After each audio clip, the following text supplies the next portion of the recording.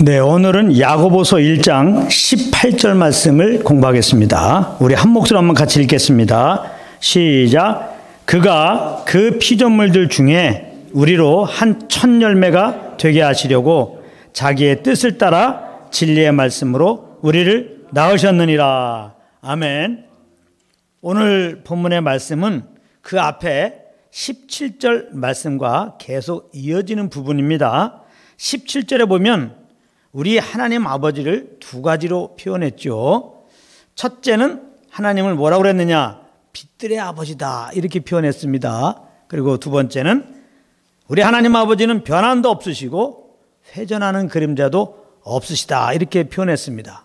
그리고 오늘 본문은 세 번째 표현으로 우리 하나님 아버지는 누구냐 이렇게 지금 말씀하고 있는 건데요. 우리는 지난 시간에 먼저 우리 하나님 아버지의 두 가지 표현에 대한 의미를 공부했습니다. 빛들의 아버지라는 말은 빛을 만드신 아버지라는 말이죠. 그런데 이것은 우리 하나님 아버지께서는 어둠이 변하여 빛이 되게 하신 것처럼 죄로 인하여 어둠 가운데 있던 우리를 빛 대신 그 아들로 말미암아 빛의 자녀가 되게 하신 분이라는 그런 의미라고 우리가 지난 시간에 살펴보았고요. 그리고 변함도 없으시고 회전하는 그림자도 없으시다 이란 표현은 변화 없이 신실하신 아버지라는 말이죠. 우리는 그렇게 공부했습니다. 그리고 세 번째, 오늘 아버지에 대한 표현이 나온 것인데요. 먼저 본문 후반절에 보면 이렇게 말씀하겠습니다. 자기의 뜻을 따라 진리의 말씀으로 우리를 낳으셨느니라 그랬습니다. 이 말씀은 하나님 아버지는 진리의 말씀으로 우리를 구원하신 분이다 그런 말입니다. 그런데 구원하셨는데 그것이 우리의 뜻이 아니라 아버지의 뜻이었다는 거예요. 아버지의 뜻에 따라서 진리의 말씀으로 우리를 낳으셨다. 우리를 구원하셨다. 그러니까 구원은 우리의 어떤 열심, 우리의 어떤 행위와 전혀 상관없는 겁니다. 하나님의 뜻에 따라서 그것도 진리의 말씀으로 우리를 낳으신 겁니다. 우리를 구원하신 거예요. 여기 진리의 말씀이란 바로 복음을 말씀하고 있는 겁니다. 말씀은 곧 복음을 기록한 것입니다. 복음은 무엇이냐? 예수님의 죽으심과 부활에 대한 소식이 바로 복음이에요. 복음은 기쁜 소식이라는 말인데 죄인들에게 예수님이 죽으시고 부활하셨다. 이것이 가장 큰 기쁜 소식이 되는 것입니다. 바로 이것을 기록한 게 성경 말씀이라는 거예요. 고린도전서 15장 3절 4절 말씀입니다. 내가 받은 것을 먼저 너에게 전하였노니, 사도 바울이 고린도 교인들에게 먼저 전한 것은 복음을 말하는 겁니다. 이는 성경대로, 그럼 복음이 무엇이냐? 지금 말하는 거죠. 이는 성경대로, 여기서 성경대로는 구약에 예언된 말씀 따라 그 말입니다. 성경대로 그리스도께서 우리 죄를 위하여 죽으시고, 예수님의 죽으심, 장사 지낸 바 되었다가 성경대로 구약에 예언된 대로, 구약에 이미 말씀하신 대로, 약속하신 대로 사흘 만에 다시 살아나사 이렇게 말씀하고 있습니다. 이게 복음이라는 거예요. 우리는 이 예수님을 구주로 믿고 하나님의 자녀가 되었는데, 알고 보면 하나님께서 예수님을 구주로 알게 해주셔서 우리가 믿고 구원을 받은 것입니다. 그래서 진리의 말씀으로 우리를 낳으셨다 이렇게 말씀한 거예요. 동일한 의미로 베드로전서 1장 23절은 이렇게 말씀하고 있습니다. 제가 한번 읽어보겠습니다. 똑같은 의미예요. 너희가 겁난 것은 썩어질 씨로 된 것이 아니요 썩지 아니할 씨로 된 것이니 살아있고 항상 있는 하나님의 말씀으로 되었느니라. 하나님의 말씀, 진리의 말씀, 진리의 말씀으로 우리가 겁나게 되었다. 진리의 말씀으로 하나님이 우리를 낳으셨다. 진리의 말씀으로 우리는 구원받았다. 그런 말씀이죠. 그러므로 우리는 항상 이렇게 진리의 말씀으로 우리를 낳아주신 하나님 아버지께 감사 찬양을 드려야 되는 것입니다. 이 의미가 바로 오늘 본문 초반절에 있는 말씀인 거예요. 뭐라고 되어 있습니까? 그가 그 피조물들 중에 우리로 한 천 열매가 되게 하시려고 이렇게 말씀하고 있는데요. 이 말씀은 우리를 진리의 말씀으로 낳으신 이유를 설명하고 있는 것인데요. 에베소 1장 5절 6절에 보면은 하나님께서 진리의 말씀 되시는 그리스도로 말미암아 우리를 자기의 아들 되게 하신 이유를, 우리를 낳으신 이유를 이렇게 말씀하고 있습니다. 잘 들어보세요. 그 기쁘신 뜻대로 우리를 예정하사 예수 그리스도로 말미암아 자기의 아들들이 되게 하셨으니 이는 그가 사랑하시는 자 안에서 우리에게 거둬주시는 바 그의 은혜의 영광을 찬송하게 하려는 것이라. 은혜의 영광을 찬송하게 하시려고 그리스도로 말미암아 하나님께서 당신의 아들 삼으셨다는 거예요, 우리를. 그러니까 은혜의 영광을 찬송하는 것이 바로 첫 열매로서 우리가 할 일이다, 그런 말입니다.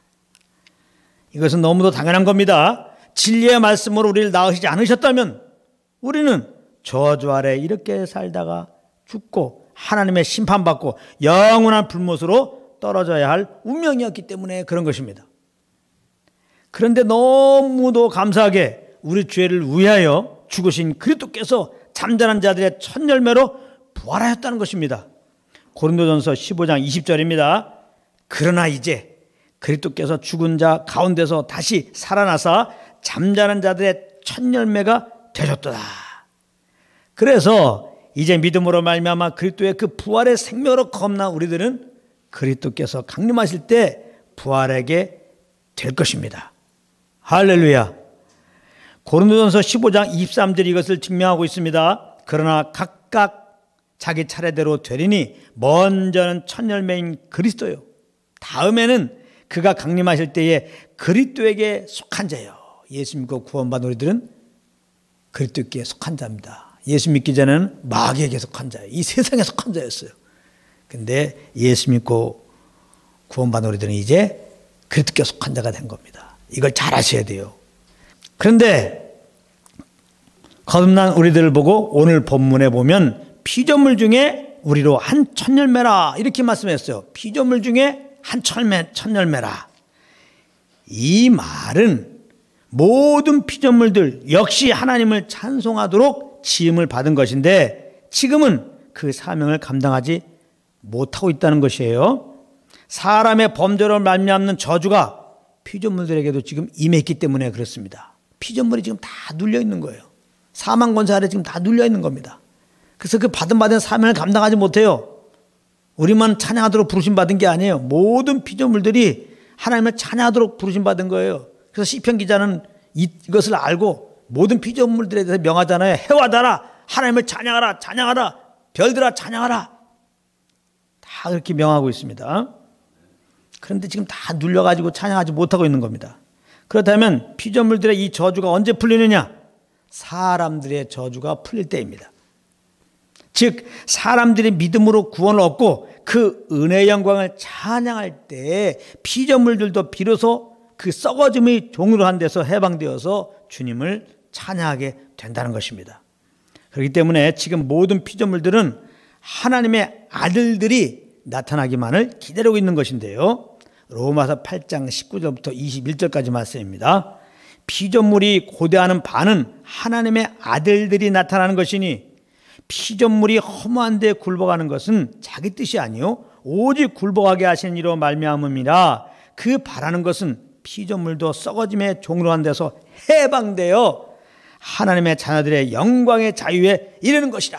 하나님의 자녀들이 그 은혜를 알고 은혜의 영광을 찬양한 것처럼 피조물도 마음껏 그 부르심 따라 하나님을 찬양하기 원하고 있단 말이에요. 그렇기 때문에 피조물들은 지금 하나님의 아들들이 나타나기를 기다리고 있다, 그런 것이죠. 그래서 믿는 자들이 구원을 얻고 주님을 찬양할 때 피조물들이 비로소 주님을 찬양하게 된다고 해서 피조물 중에 우리로 한 첫 열매라 이렇게 표현한 것입니다. 그러므로 첫 열매로서 우리가 할 일은 성령을 좇아서 하나님의 그 은혜의 영광, 우리를 진리의 말씀으로 낳아주신 그 아들을 말미암아 구원해 주신 그 은혜의 영광을 찬양한 것이라는 겁니다. 그게 우리가 할 일이에요. 그런 것이지 이걸 모르고 육체의 정욕을 쫓아가지고 시험을 당할 때 원망 불평할 자들이 아니라는 거예요. 시험을 당하되 성령을 쫓아 우리를 구원하신 그 주님을 여전히 찬양하다 아주 더 기쁘게 찬양하라는 겁니다. 그게 우리가 마땅히 해야 할 도리라는 겁니다. 첫 열매가 되었기 때문에. 그런가 하면은 육신의 정욕을 쫓음으로 말미암아 그리스도 한 분으로 만족하지 못하고 그래도 이 세상 어딘가에 참 기쁨과 평강과 행복이 있지 않을까 하면서 세상을 기울일 자가 아니라는 겁니다. 우리는 그리스도와 함께 정과 욕심이 탐심이 십자가 뭐 바뀌었어요. 우리는 그리스도와 함께 이렇게 정과 탐심을 따라 사는데 옛사람이 죽었다 이 말입니다. 이것을 알아야 돼요. 이제 우리는 부활의 생명으로 새 생명으로 새롭게 되었는데 우리는 이 새 생명으로 살아야 돼요. 성령을 쫓아 살아야 되는 겁니다. 성령을 쫓아 산다는 것은 예수 그리스도의 은혜와 하나님의 사랑을 알고 그 은혜에 감사하여 주님을 찬양하는 거예요. 주님으로 만족하기 때문에.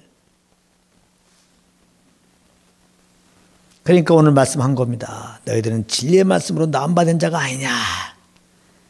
너는 피조물 중에 한 천년매가 되지 않았느냐. 너는 구원의 은혜의 그 영광을 찬양한 자로 부르심받은 거다. 이걸 알아야지.